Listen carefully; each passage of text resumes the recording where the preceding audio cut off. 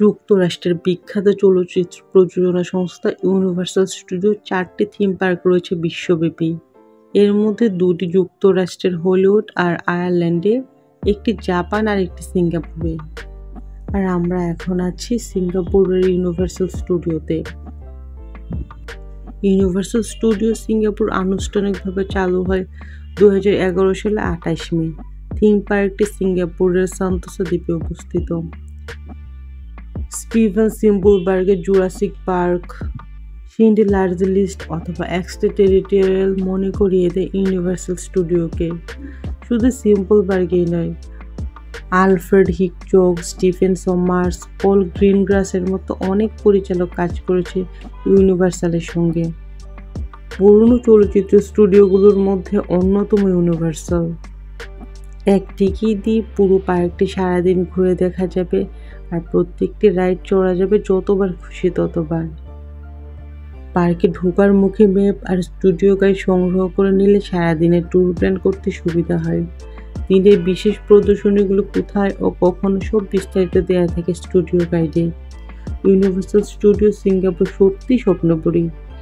এক মায়াবী জগৎ, যেখানে ছেলে বুড়ো সবাই এসে বিমোহিত হয় আর ফিরে যায় ঘোর লাগা অনুভূতি নিয়ে। আর ইউনিভার্সাল স্টুডিও সিঙ্গাপুর হলো একটি থিম পার্ক যা সিঙ্গাপুরের সেন্তোসা রিসোর্ট ওয়ার্ল্ডের সেন্তোসা সম্মানিত রিসোর্টের মধ্যে অবস্থিত।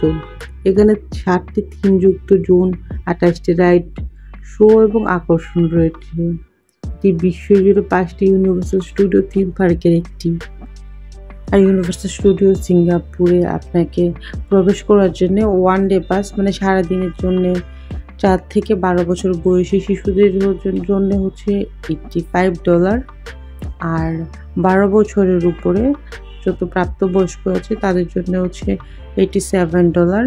আপনি এই সারাদিনে যত খুশি তত রাইডে করতে পারবেন। আপনি ওখানে প্রবেশ করতে চাইলে এই টিকিটটা আগে ভাগেই করে নিতে পারেন, কারণ এটা অনলাইনেই করা যায়। তবে আপনি যদি অনলাইনে করেন তাহলে কস্টিংটা একটু কম পড়ে। আমি যতদূর জানি অনলাইনে টিকিট করতে গেলে $76 পড়ে, আর আপনি যদি ওখানে গিয়ে করেন তখন পড়ে $83। ইউনিভার্সাল স্টুডিওতে অবশ্যই চেষ্টা করবেন তাড়াতাড়ি প্রবেশ করার জন্য, কারণ এটা এত বড়, এত বেশি রাইড আছে। আপনি যদি খুব আর্লি না যান তাহলে এটা ঘুরে শেষ করতে পারবেন না। এখানে বেশ কিছু ফেমাস রাইড আছে, তার মধ্যে হচ্ছে ইউনিভার্সাল স্টার পাওয়ার প্যারেড। এখানে রবিবার সন্ধ্যায় রাস্তায় সঙ্গীত, বিনোদন এগুলো চলতে থাকে, যেটা খুবই এনজয় করবেন আপনি। Universal studio Singapore horror night 12 নামে আরেকটা শো আছে। এখানে আছে 4টি ভূতের বাড়ি, 3টি ভয়েস অঞ্চল, 3টি শো, আরও অনেক কিছু সহ একটা হরর জোন আছে। ওখানে গেলে আপনাকে রেডি হয়ে থাকতে হবে চিৎকার করার জন্য, কারণ ওখানে গেলে সবাই ভয় পেতেই থাকে। আরেকটা আছে দ্য লস্ট ওয়ার্ল্ড। ওখানে চাইলে আপনি জুরাসিক পার্কে ডাইনোসরদের সাথে হাঁটতে পারবেন। আর ওখানে আরও বেশ কিছু গেমস আছে, সেই গেমসগুলোতেও আপনারা চাইলে অংশগ্রহণ করতে পারবেন। হলিউড তো আছেই, হলিউড বুলেভার্ডে ওয়াক অফ ফেমে আপনি আপনার প্রিয় ব্লকবাস্টার সিনেমা সেটেও ঘুরে আসতে পারবেন। ওখানে অনেক ছবি তুলতে ওদের সাথে। এইখানে আরও কয়েকটা জায়গা বিভিন্ন সিটি স্টাইলে সাজানো হয়েছে, যেমন নিউ ইয়র্ক একটি জায়গা, যে ওখানে আপনি যদি হাঁটেন তাহলে নিউ ইয়র্কের হাঁটছেন এরকম মনে হবে। একটা সাইফাই সিটি আছে। প্রাচীন মিশরের আদলে একটা জায়গা করেছে, যেখানে হাঁটলে আপনার মনে হবে আপনি প্রাচীন মিশরেই আছেন। 1920-এর দশকের মিশরে ফিরে যেতে পারবেন আপনিও। ওখানে আপনি শ্রেক এবং প্রিন্সেস ফিওনা দেখাও পেয়ে যাবেন, পারবেন ওদের সাথে অনেক ছবি তুলতে। আর তাছাড়া হলিউডের দর্শনীয় লেক আছে ওখানে।